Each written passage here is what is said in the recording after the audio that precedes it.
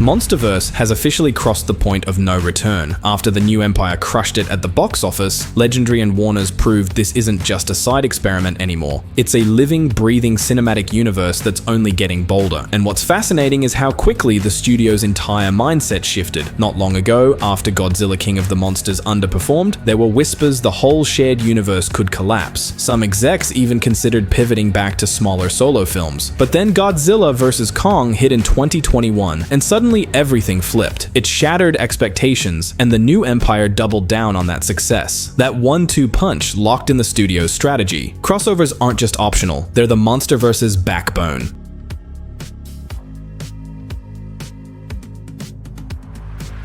But Legendary knows this universe can't just survive on big monster brawls alone. They've already seen what happens when spectacle outweighs story. Fans want substance, characters with arcs, conflicts that matter, and mythology that feels earned. Producer Mary Parent confirmed in interviews that the team is committed to pushing deeper into story. These blockbusters cost a fortune, but she pointed out that the bigger and bolder they go, the more fans show up, especially if there's something emotional at the core. That's why all eyes are on what comes next. Director Adam Wingard gave Kong a full emotional journey across the last 2 movies, while Godzilla almost became a background player. Even Monarch, the Apple TV series, didn't completely fix that imbalance. Now, the plan is to swing the spotlight back toward the King of the Monsters with a solo project that re-establishes him as the heart of this saga. It's not locked in yet, but most insiders believe it'll follow Godzilla x Kong 3 Supernova.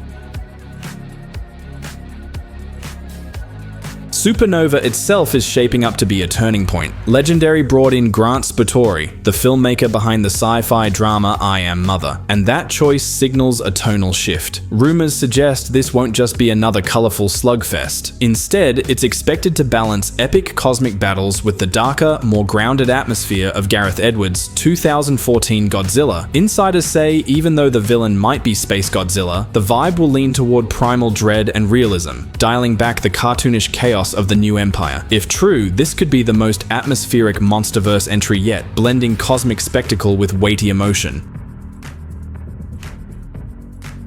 The March 26, 2027 release date makes Supernova the only Monsterverse movie confirmed for that year. But the space setting is more than just raising the stakes. In Toho's history, Godzilla has always brushed against the cosmic, whether through foes like Monster X or Space Godzilla. Moving into space unlocks a whole arsenal of legendary villains. Imagine if Supernova plants seeds not just for Space Godzilla, but for an eventual appearance from Gigan, with his razor-sharp design, or Destoroyah, the living nightmare born from humanity's own oxygen destroyer. And Biollante is another fan favorite the studio could tap, a biotech horror hybrid of Godzilla's DNA and plant life who could finally give the Monsterverse its first man-made titan.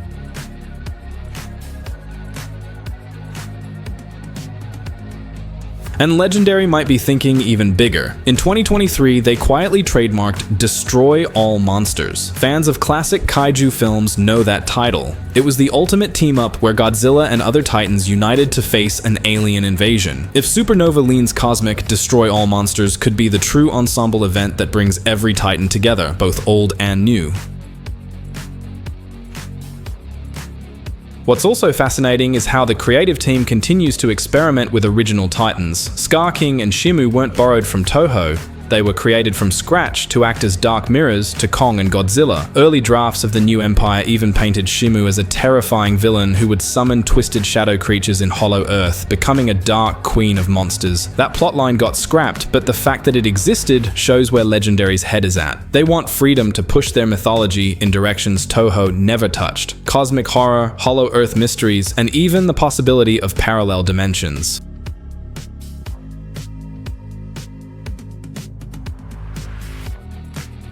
Which brings us to theory territory. If Supernova ends with some catastrophic event, maybe crystals tearing through Earth's crust or cosmic radiation destabilizing Titan energy, that could directly trigger Destoroyah. Remember, Destoroyah was born from the Oxygen Destroyer. In this version, he could evolve out of the fallout from Supernova's climax, a mutation awakened by the very forces humanity can't control. That would set him up as the perfect villain for Godzilla 3, possibly titled Destroy All Monsters. And narratively, Visually, it works. Destoroyah is the ultimate endgame kaiju, a demon-like crustacean that evolves, splits, and reforms into a towering dragon beast. The kind of nightmare that forces every Titan, ally, and rival to unite.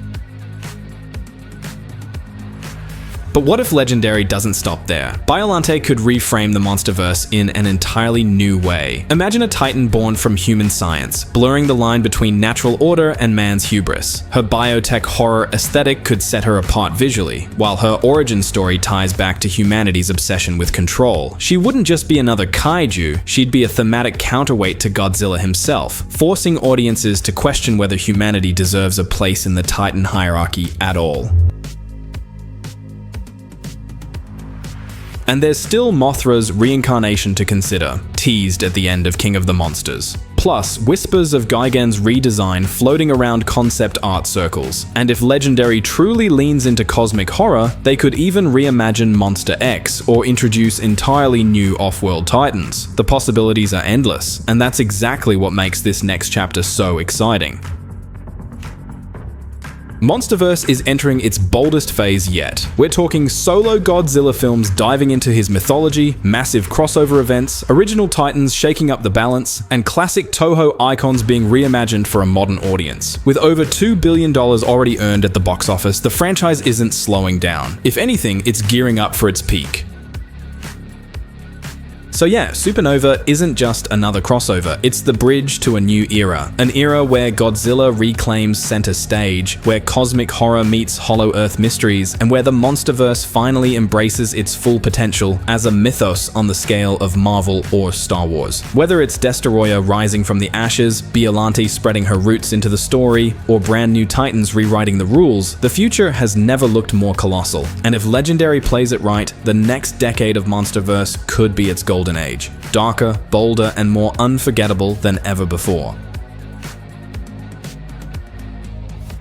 One big topic that fans keep bringing up is the possible return of the Oxygen Destroyer. This weapon was teased back in King of the Monsters, and it's one of the deadliest anti-Titan technologies in the entire franchise. If Legendary decides to bring it back, Godzilla could once again face a man-made threat rather than just another kaiju. It would also tie the new movie back to the darker roots of the franchise, where humanity's own creations end up being just as dangerous as the monsters themselves.